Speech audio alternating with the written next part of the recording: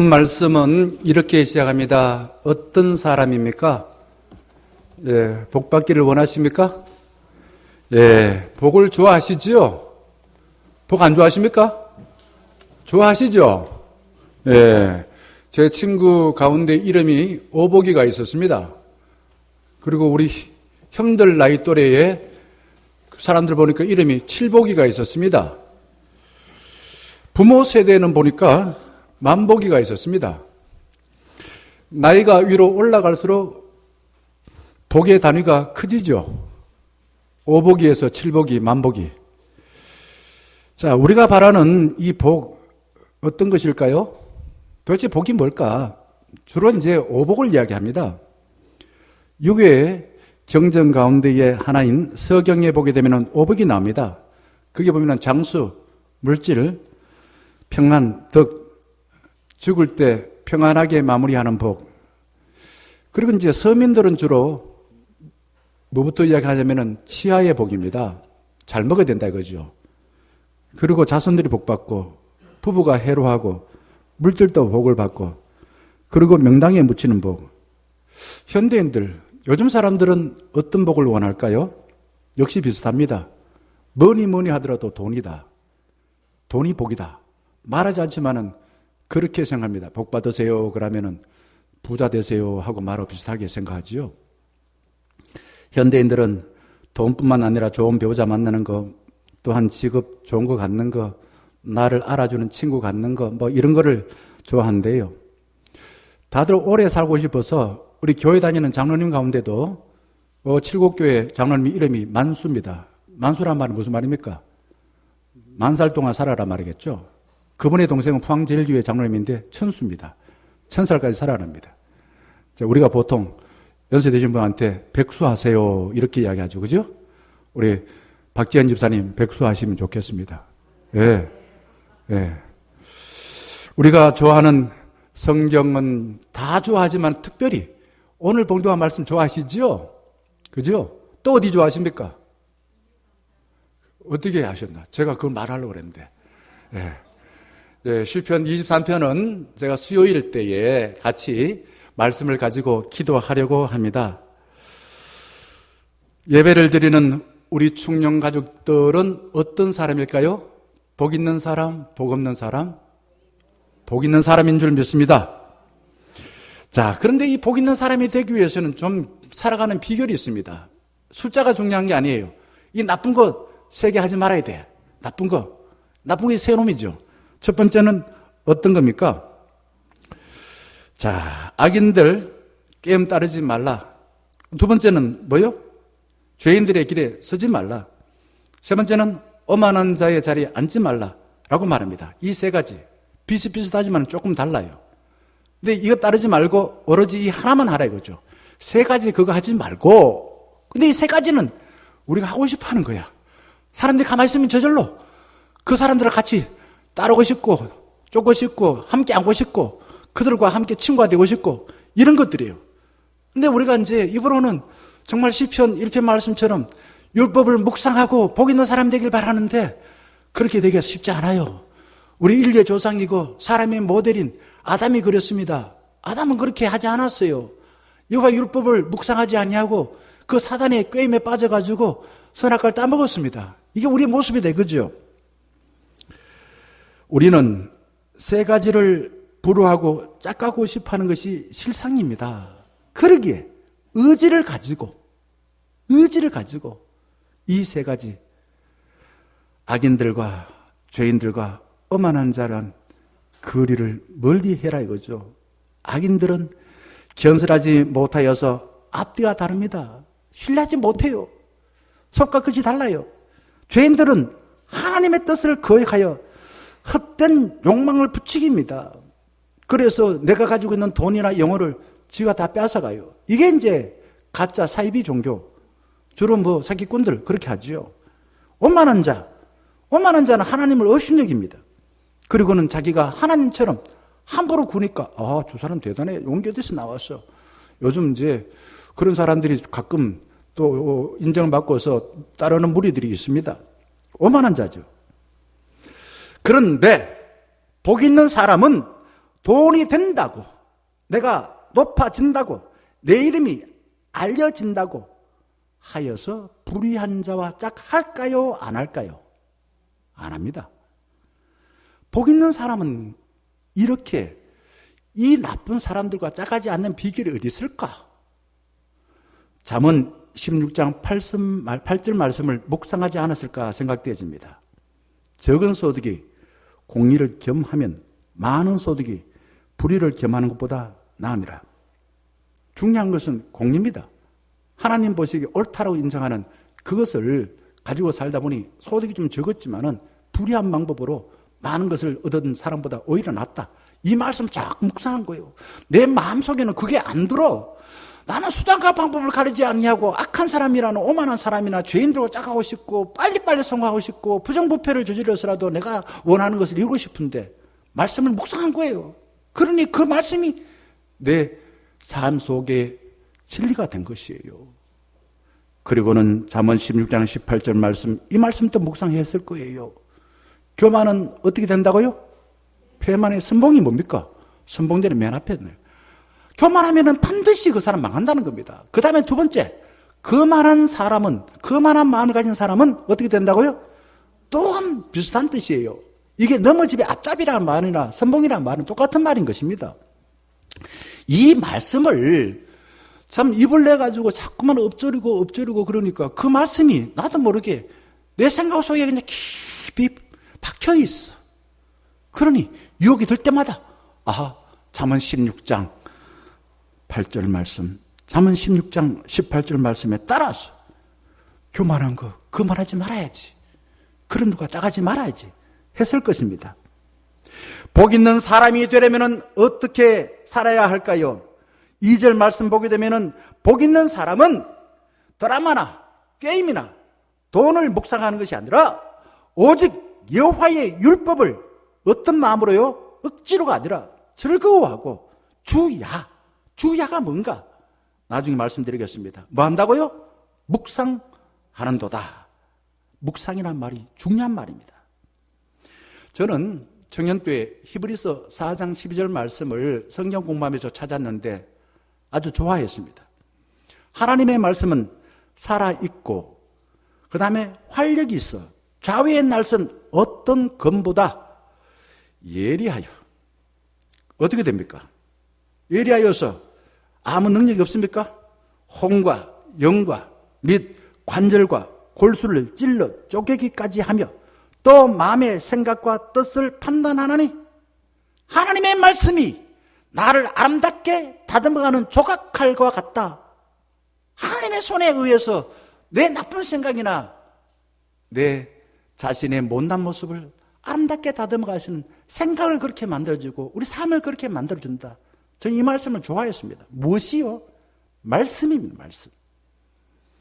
그런데 이 말씀을 붙들고 살다 보니 참 만만찮았어요. 자꾸만 휘청휘청거리고 흔들렸습니다. 하나님이 말씀이 문제입니까? 제 마음이 문제일까요? 네? 뭐가 문제일까요? 네, 최계수 권사님 마음이 문제라 맞습니다. 제 마음이 문제더라고요. 에레미야서 17장 9절에서 이렇게 말합니다. 한번 봅시다. 만물보다 거짓되고 심히 부패한 것은 뭐라고요? 하나님의 말씀이 아니에요. 내 마음이, 내 마음, 내 기분 내키는 대로, 내가 그냥 생각하는 대로 그렇게 살다 보니까 이 말씀은 변하지 않는데 자꾸만 내 마음이 갈대처럼 말입니다. 그렇게 흔들려서 말씀 자체가 사라지기도 하고 말씀의 능력이 나를 통해 나타나지 않더라고요. 하지만 말씀은 지혜로워서 인간의 상상력으로 알 수 없는 능력이 있습니다. 베드로 전서 필사하시면서 아마 썼으리라고 생각되집니다. 1장 24절과 25절에 이렇게 말합니다. 모든 육체는 뭐와 같다고요? 풀과 같고 지금은 그냥 한참 풀이 싱싱합니다. 근데 가을 되면 어떻게 됩니까? 낙엽이 우수수 떨어지죠. 낙엽이 바싹 말라서 밟으면 그냥 다 사라지는 거예요. 모든 영광은 풀의 꽃과 같으니 한때 그냥 그렇게 예쁘고 한때 그렇게 잘 나가던 사람들 시간이 지나서 보면은 그래요. 자, 풀은 마르고 꽃은 시도되 오직 뭐만이 세세토록 머문다고요? 그렇게 믿습니까? 그렇게 알고는 있는데 그걸 받아들이고 그렇게 살아가십니까? 주의 말씀은 세세토록 있도다. 말씀은 능력이 있어 무에서 유를 창조하시고 홍해를 갈랐고 거친 바다를 잠잠하게 했고 병자나 귀신을 쫓아내었고 깨어진 우리를 하나님의 형상으로 회복해주는 능력이 있는 것입니다. 왜 말씀을 묵상해야 할까요? 우리가 경험 속에서 한번 찾아보겠습니다. 3절 말씀 보게 되면 이렇게 말합니다. 자, 비유적인 표현이에요. 말씀을 묵상하는 사람은 이처럼 된다는 겁니다. 어디에 심겨진 나무요? 여러분, 저기 사막에 가면 나무가 있습니까? 없습니까? 왜 없어요? 맞아요.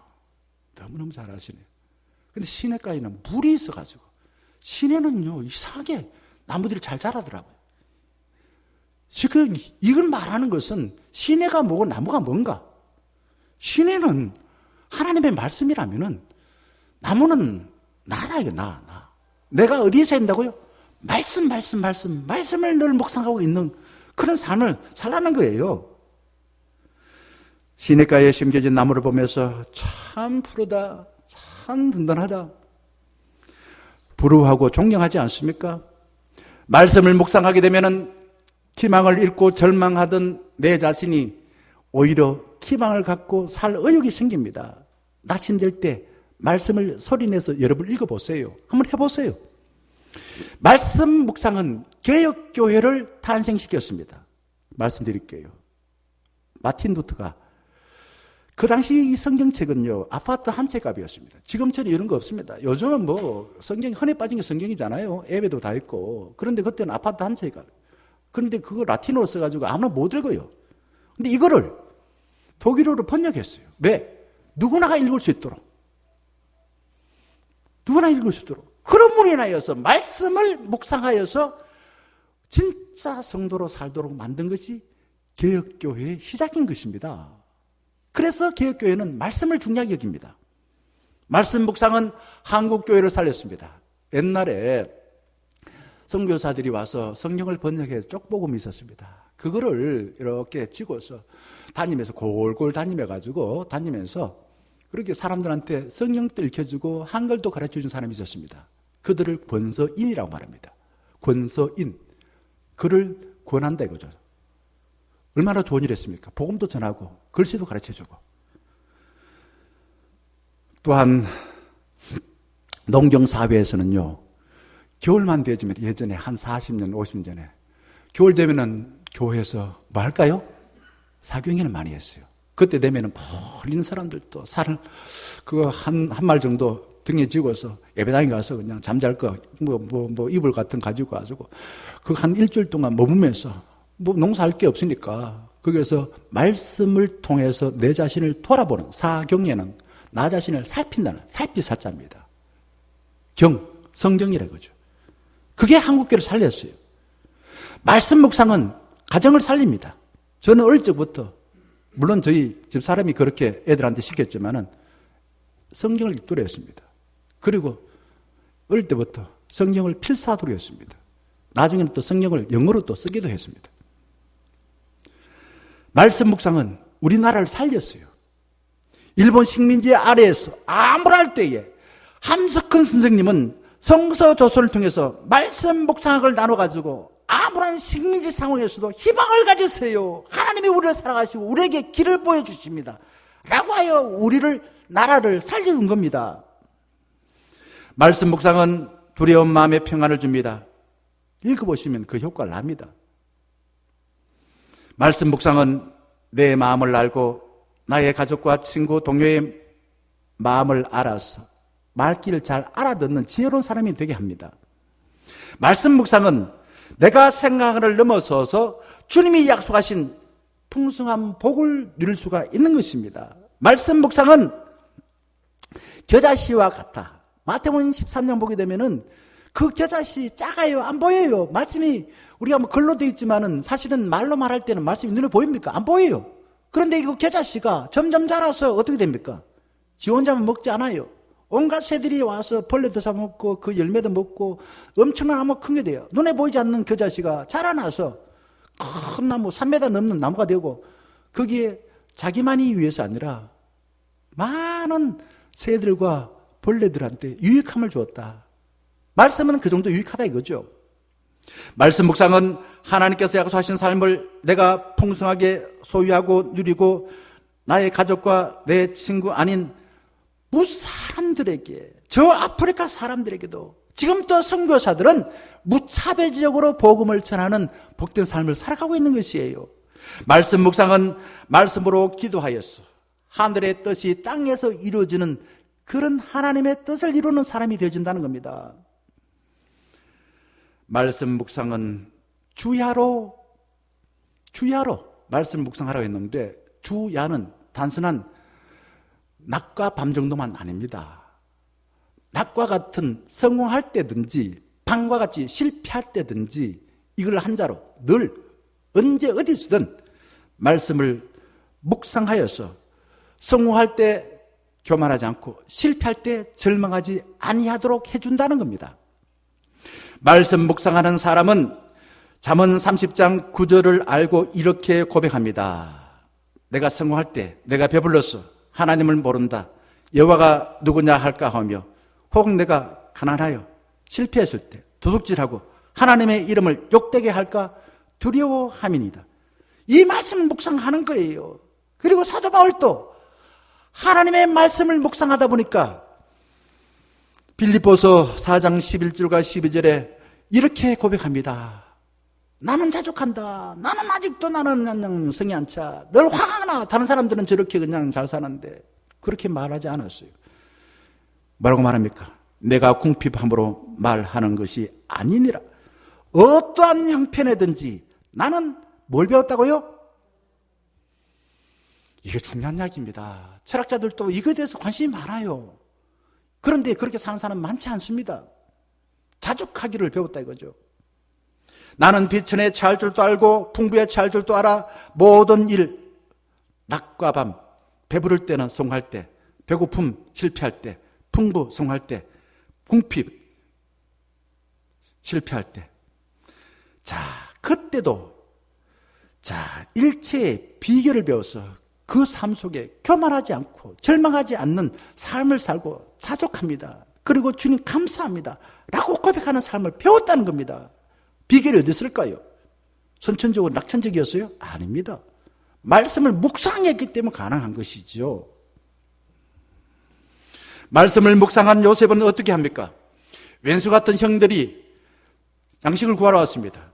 그리고 그 주변에 있는 나라에서 가뭄이 들었는데 양식을 이제 가지고 자기가 총리 되어서 높은 자로 성공했어요.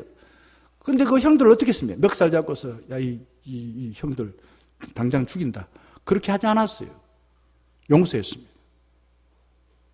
그리고 성공한 사람으로서 교만하지 않고 오히려 굶주린 사람들에게 양식을 나눠주는 삶을 살았습니다.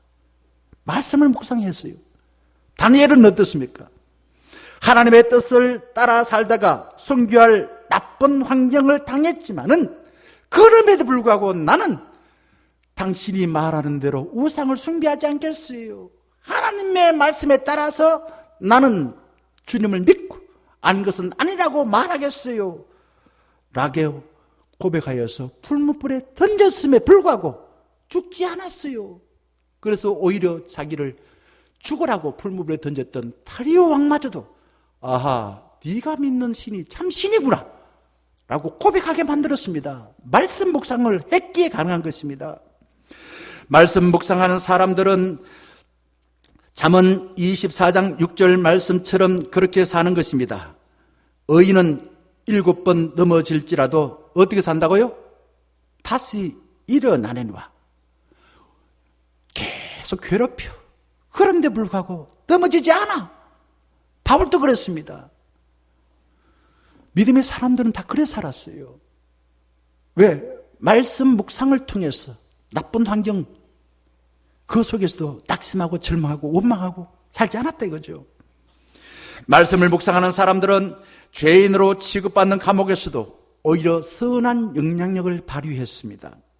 말씀 묵상하면 성공했다고 오만방자하여 다른 사람을 함부로 불고 함부로 대하고 그러지 아니하고, 어릴 때는 어린 나이에, 중년의 나이는 중년의 나이에, 노인에는 노인의 나이, 그게 철따라 마르지 아니하고 열매를 맺는 삶입니다.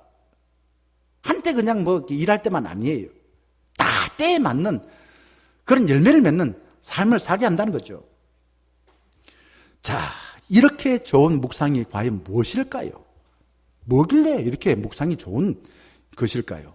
히브리어는 하가입니다. 하가. 김가가 아니고 하가입니다. 하가. 하가가 무슨 뜻인가?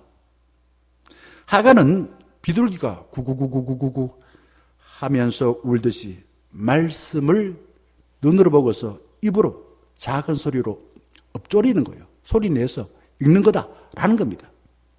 설교를 준비하는데 옛날 불렀던 찬양이 생각났습니다. 나의 입술의 모든 말과 나의 마음의 묵상이, 뭐가요? 묵상이 주께 일납되기를 원하네. 생명이 되신 주, 반석이 되신 주,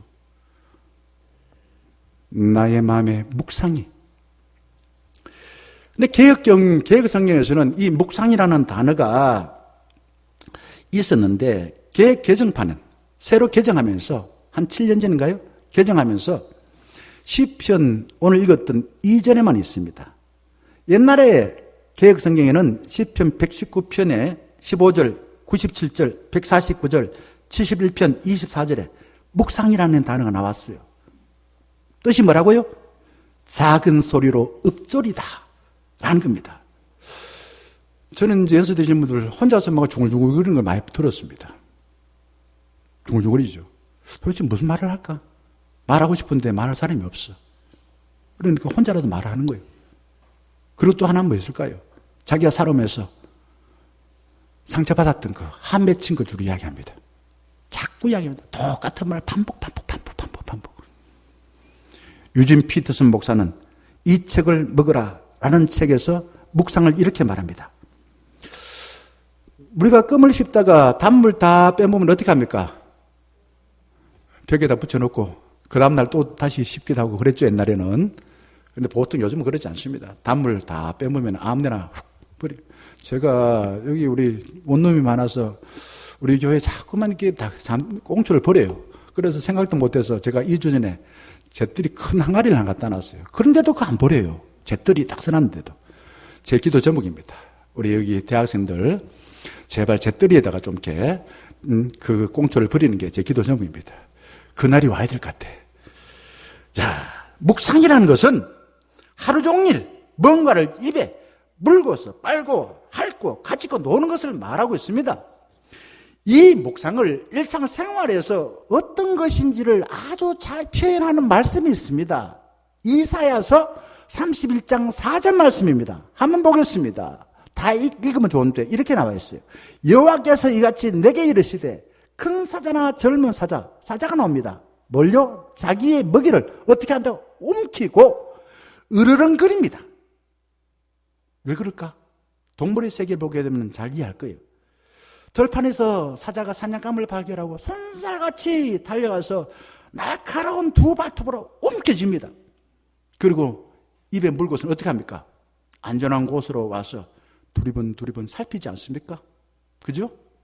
그때에 들판에는 사자만 있습니까? 하이에나가 있어요. 하이에나가 또 저기 사자가 물고 있는 먹이를 지가 뺏어 먹으려고 예의주시합니다. 그리고 공중에는 뭐가 있습니까? 독수리가 있어요. 만약에 그때에 자기가 물고 있는 이 먹이를 그러지도 않겠지만은 조금 방심한 틈 타서 하이에나나 독수리가 낚아채 가면 어떻게 할까요? 가만히 있습니까? 안 그렇죠. 이상한 소리를 내면서 큰 이빨을 드러내가지고 말이에요. 으르렁거려가지고 쫓아내지요. 쫓아내지 않습니까? 사자는 그래, 너도 먹었고 살아야지. 자, 먹이 니한테 줄게. 그렇게 하지 않습니다. 사자는 먹이를 입에 물고서 빨고 핥고 가지고 놀면서 그 모습이 세상에서 전부를 얻은 것처럼 흡족해 해요. 묵상은 살아가는데 반드시 필요한 생존 수단이란 거예요. 이것을 움켜쥐고 뺏기지 않고 내가 가지기 위하여서 누가 뺏어갈까 봐 으르는거리며 사납게 구는 것이 묵상하는 것입니다. 어떤 사람들은 만날 때마다 그냥 3년 전에 만나도 똑같은 이야기, 어제 만나도 똑같은 이야기. 알아요. 그게 한이 된 거 알아요. 그래요. 힘드시겠다. 참 힘들었겠습니다. 그렇게 제가 응대를 해드립니다. 그러나 거기에서 벗어나길 바라는 게 또한 제 바람인 것입니다. 사람들은 평생 과거에 자신이 받았던 상처를 가지고 세상을 살아갑니다. 죄송하지만은 이게 자기는 그렇게 생각하지 못하고 인정하지 않지만은 큰 사고를 당했거나 누구로부터 큰 억압을 당하거나 하면은 그것이 자기의 마음속에 아주 그냥 잣대가 되어서 세상을 삐딱하게 부정교를 보고 교회 나오세요 그러면 내가 옛날에 군에있을 때 내 고참이 예수 믿는 사람인데 아주 그냥 나쁜 사람이었어. 나 그래서 절대로 교회 안 갈 거예요. 그럴 수 있어요. 한 번 경험해놓고 마치 교회 다니는 사람 전문직처럼 그렇게 생각하죠. 나도 그렇게 살아가는 거예요. 옛날에 내가 말이야 어떤 여자하고 사귀었는데 말이야 그 사람이 나를 버리고 다른 남자하고 결혼했어. 여자는 다 나쁜 여자야. 이렇게 이야기하는 것은 다 여자를 경험해보지 않았어요. 자기가 한 번 경험해보고 그렇게 이야기합니다. 우리의 삶이 그렇지 않습니까? 살아오면서 한 번 경험한 나 자신의 열등감, 나 자신의 상처, 그것이 전부인 줄 알고 살아갈 때가 많습니다. 말씀의 은혜를 받은 뒤 움켜쥐고 씹어서 삶으로 만들려고 할 때에 누가 빼앗아 갈까봐 으르렁거리고 있습니까? 어떤 권사님은요 평소에 그냥 항상 웃으면서 아주 온유하세요. 그런데 이때는 달라요. 예배를 드리는데 뒤에서 누가 막 큰 소리로 중얼중얼거리거나 막 그냥 옆 사람하고 장난치고 하면 막 그냥 화를 냅니다. 도대체 뭐 하는 거였냐고 얘기해요.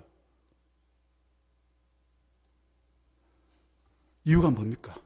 그분은 말씀이 자기에게 양식이 된 거예요. 자기가 그거를 움켜쥐고서 씹고 핥고 가지고 놀아야 되는데 다른 사람이 떠들어가지고 듣지는 못해. 그러니 화난 거예요. 평소에는 안 그랬는데. 그런데 그 옆에 있는 사람은 뭐가 양식입니까? 친구하고 이야기하는 게 양식이야. 우리는 말씀의 은혜를 받고도 금방 날아가 버리는 경험을 자주 합니다. 예배를 마친 뒤에 누가 듣기 싫은 소리를 하면은 받은 은혜가 나비 날아가듯이 폴 날아갑니다. 자, 이전에 나에게 상처를 주는 사람을 만나게 되면은 예배 때 받은 은혜가 온데간데 없이 사라집니다. 근데 신앙이 어릴 적에는요, 고난을 당하면은 은혜가 날아가요.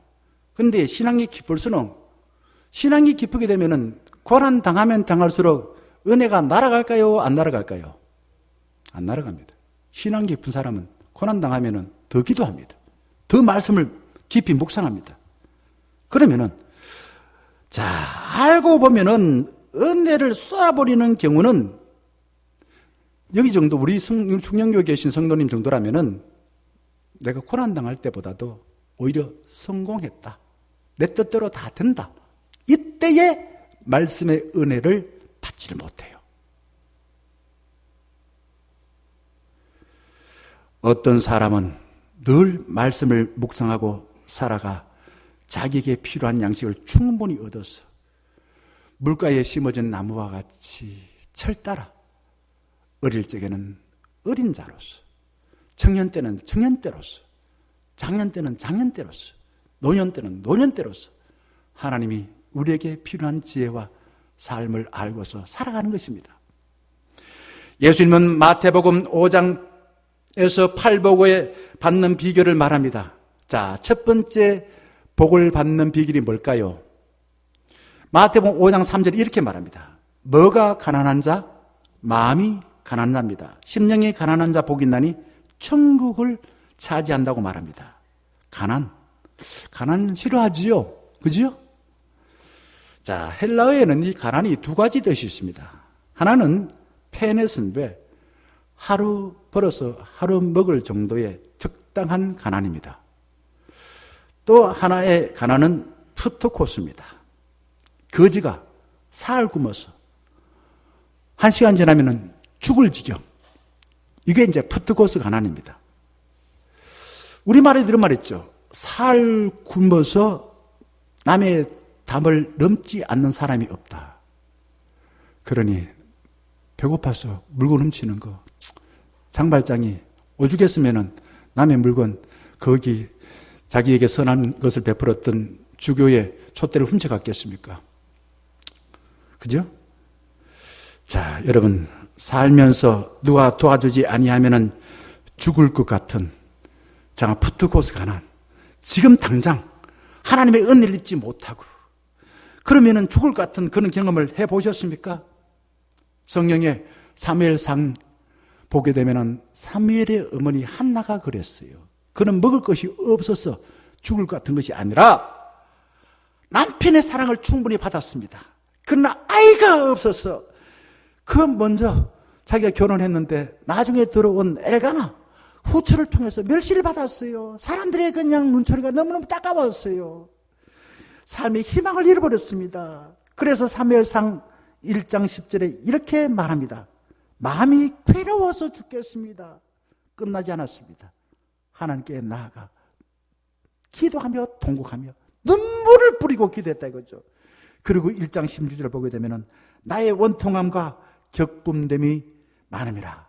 원통하게 하나님, 나 하나님 믿고 나 남편 사랑받고 그런데 왜 내가 이게 없어가지고 이게 없어서 나 이렇게 힘듭니까? 나 정말 괴로워서 죽겠습니다. 하나님께 자기의 속마음을 털어놓고서 이야기한 거예요. 그러자 하나님께서 그에게 준 아들이 사무엘입니다. 너무 힘들고 괴로워서 자존심이 뭐고 체면 뭐고 다 내려놓고 콧물 눈물 뿌리면서 기도한 적이 있습니까? 먹을 것이 없어서가 아닙니다. 산산조각난 인생의 파편을 들고 하나님 살려주세요. 매달려서 막무안에 때를 3번 써본 적이 있지 않습니까? 묵상이라는 것은요, 등 따시고 배부른데 심심하여서 하나님 말씀 한번 들어줘 볼까? 커피 한 잔 마시면서 음악 틀어놓고 소파에 등 기대어 앉아서 오늘은 하나님이 나한테 주는 말씀이 뭘까 하면서 자 펴가지고 내가 제일 먼저 들어오는 거 손짓 피는 거 하나님 난 줄 거야 탁 찍었다 이거죠. 그래서 이러죠. 가룟 유다가 목매어 자살하였더라 이 말씀 주면은 하나님 이거는 아니죠. 이렇게 하는 건 아니에요. 이게 묵상하는 게 아닙니다. 음식을 입에 넣고 한두 번 꾹꾹 삼키면은 맛을 압니까 모릅니까? 맛도 모르고 뭘 뭔지도 몰라요. 아침 식사 잘 하셨습니까? 몇 번 씹으셨습니까? 한 20번 정도 씹게 되면요, 뇌 활동이 왕성해져서 머리가 좋아진대요.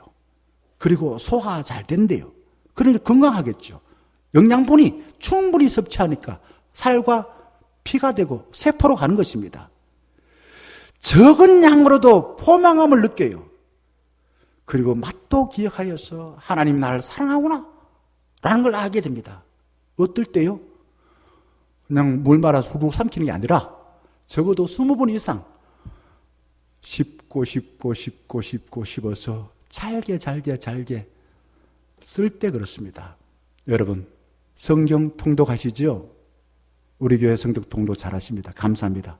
성경 통독은 묵상하고 다릅니다. 숲을 보는 것입니다. 성경 공부는 뭘까요? 더 깊이 연구하는 겁니다. 저는 성경 공부를 막 되게 좋아했어요. 여기 삼덕교 대학교 갈 때 서울 세문안교회 청년회 가서 일주일에 한 번씩 그냥 교회 가서 성경 공부를 했습니다. 그러다가 신학 갔죠. 그러면 묵상은 뭘까요? 묵상은 하나님이 우리를 사랑하여 보내주신 연애 편지를 읽고 또 읽고 하는 겁니다. 이게 묵상인 것입니다. 묵상할 때에 전체 다를 읽으려 하지 말고 한 15장 정도, 15절 정도의 분량의 말씀을 천천히 소리내어서 읽고 또 읽고 또 읽고 3번 정도 반복해서 읽게 되면은 나도 모르는 사이에 말씀이 우리를 흠뻑 젖게 만들어서 우리 오염된 생각이 사라집니다. 마치 빨래를 할 때 묵은 때가 쉽게 빠집니까? 안 빠지잖아요. 어떻게 합니까? 방망이가 막 때릴 때 있잖아요. 세탁기도 방망이 때리는 방망이 뭐 그런 게 비싸다면서요? 말씀을 묵상한다는 것은 그런 겁니다. 자꾸만 읽고 천천히, 그러므로 내 마음에 있는 더러운 것이 빠져나가는 거예요. 3절에 복 있는 사람을 시냇가에 심겨진 나무로 비유합니다. 이 1편 말씀을 인용한 선지자가 있습니다. 누구일까요? 예레미야 선지자입니다. 이 말씀 좋아하실 것 같은데 제가 목회하니까 이 말씀 되게 좋아하더라고요. 예레미야서 17장 7절과 8절 말씀입니다. 같이 한번 읽어볼까요? 자, 시작. 그러나 무릇 여호와를 의지하여 여호와를 의뢰하는 그 사람은 복을 받을 것이라. 그런 물가에 심어진 나무가 그 뿌리를 강변에 뻗치고 더위가 올지라도 두려워하지 아니하며 그의 잎이 청청하며 가무는 해도 걱정이 없고 결실이 거치지 아니함 같으리라. 자, 아멘. 자, 우리가 이 말씀을 좋아하는데 조금 이렇게 생짜배기로 보면은 마치 현비의 것처럼 거칠어. 그래서 제가 몇 가지만 설명을 드릴게요. 어떤 사람이 물가에 심겨진 나무처럼 된다고요? 이 말씀에는 자, 여호와를 의뢰하는 사람, 여호와 의지하는 사람, 이게 이제 묵상하는 것과 비슷한 것입니다. 의지하고 의뢰하는 게 뭘까요? 우리 의뢰인 그러면은 변호사들, 아니면 병원 가면 의사들도 내 의뢰인이요. 내가 문제를 해결 못하니까 어려운 문제를 변호사한테 의뢰하는 거예요. 내 병 내가 해결 못하니까 의사한테 의뢰하는 겁니다. 의지한다는 것은 맡긴다는 겁니다. 내 생각보다도 하나님 말씀을 온전히 받아들여 산다는 겁니다. 그런 사람들은 이처럼 된다는 겁니다. 이렇게 설명해 드리니까 좀 더 그 말씀이 그러지요. 밥을 먹는 데에 셰프가 와서 말합니다. 이거는요 어디에 생산이 어디에서 났고요, 이거는 뭐고요, 이걸 먹게 되면 몸에 어떻게 좋고요. 그러면요 유명한 호텔 가면 그렇게 한대요, 셰프들이. 그러면 그 먹을 때 어떻게 합니까? 흘렸던 것도 다시 주워서 먹고 말입니다. 먹을 때 그냥 후루룩 삼키지 않아요. 꼭 꼬시면서 이거 좋은 거구나, 내가만 이런 거 먹다 보니 참 나는 대단한 사람이야, 뭐 이렇게 생각하면서 맛있게 먹고, 그걸 자꾸 생각하지 않아요? 생각하지 않습니까? 말씀을 그렇게 하는 거죠. 한 번 듣고서 끝나는 게 아니에요. 그냥 설교를 듣고 난 뒤에 주중에서 생각나는 거예요. 제 후배 하나가 그럽니다. 삼덕교 후배인데 안수 집사가 지난 당로 때 떨어졌어요. 와가지고 그래요. 선배님, 제가 예전에 목사님 설교 들을 때는요 그냥 사업하면서 한 주 동안 계속 그게 생각나요. 그래서 성경책을 펴봐요. 또 읽어요. 이런 이야기 하더라고요. 좋은 설교를 그런 겁니다. 들을 때 그냥 기분 좋은 게 아니에요. 듣고서 내가 집에 가서 성경책을 펴가지고 읽고 싶은 마음이 들도록 하는 것이 좋은 설교인 것입니다. 무엇을 해야 할지 모를 때 하나님께 물어보고 맡기는 것이에요. 무엇이 중요합니까? 악인이 뭐고 죄인이 뭐고 오만한 자가 뭡니까? 의인이 뭡니까? 하나님 지금 현재 내가 무엇을 해야 됩니까? 예수님이라면 어떻게 해야 됩니까? 성령 하나님 내가 어떻게 하기를 원하십니까? 물어봐서 응답받고 살아가는 거, 이게 묵상하는 삶이에요. 영국의 버킹엄 궁에 그 정원에 포도나무가 많이 있었습니다. 한 해는 그냥 오지게 가뭄이 들었어요. 그래서 대부분의 포도나무에서는 다 말라가지고 열매가 안 맺혔어요. 그런데 유독 한 그루에는 평소보다도 2배, 3배 많은 열매를 맺혔습니다. 학자들이 이상하다, 그 열매 맺은 포도 그 나무에 뿌리를 파봤습니다. 그러자 이 뿌리가 어디까지 갔냐? 저기 3m, 궁궐에서 3m 떨어진 템즈강까지 뿌리가 뻗어 있는 거예요. 말씀을 묵상하는 사람은 가뭄에도 청청하고 철 따라 풍성한 열매를 맺는 시냇가에 심어진 나무와 같습니다. 말씀을 묵상하는 사람은 형통합니다. 한 사람을 예를 들겠습니다. 유명한 소설의 거장 도스토옙스키. 이 사람이 전제 군주의 억압과 탄압을 받고서 시베리아 유배로 갔습니다. 거기에서 신약 말씀을 묵상하다가 거듭났습니다. 그는 그의 소설 전체적으로 보게 되면은 성경의 세계관과 이야기가 녹아들어 있습니다. 성경을 입술로 소리내어서 읽어서 성경의 세계관과 이야기를 소설로 표현한 것입니다. 그래서 유명한 작가가 된 거예요. 뭘 묵상했습니까? 말씀입니다. 그의 소설 죽음의 집 기록 보게 되면은 이슬람 교도가 산성수훈을 소리내 읽다가 기독교인으로 거듭난 이야기가 나옵니다. 죄와 벌 이야기 들어보셨죠? 거기에 보게 되면 나사로의 살아난 이야기를 소리내 읽다가 어떤 사람이 변화된 이야기 나옵니다. 그리고 유명한 까르마초프의 형제들, 그 주인공은 알료사인데, 알료사가 신앙이 흔들리다가 가나 혼인잔치집에 성경을 묵상하다가 중심을 다잡았습니다. 또 조시마 장로가 나옵니다. 조시마 장로, 조시입니다. 조시. 이 사람은 욥기를 읽다가 수도원으로 떠나는 장면이 나옵니다. 말씀을 소리내어서 세 번 이상 읽게 될 때에 하나님의 이야기를 나의 삶으로 사는 위대한 삶을 살 수 있다는 겁니다. 사랑하는 중녀가족 여러분, 주야 낮과 밤 성공할 때든지 실패하다든지 예배당에 있을 때든지 가정에 있을 때든지 길을 걸을 때든지 절박한 마음으로 가난한 마음으로 푸투쿠스 말씀을 읽지 않으면 죽겠습니다. 내 인생을 못 살겠습니다. 그런 마음을 가지고 말씀을 소리내서 천천히 읽으셔서 가슴에 남는 두세 단위의 단어를 묵상하세요. 그리고 기도하세요. 그리고 그 말씀에 따라서 삶을 살아서 주님이 약속하신 물가에 심겨진 나무와 같은 풍성한 열매를 맺는 삶이 되기를 주 이름으로 간절히 축원합니다.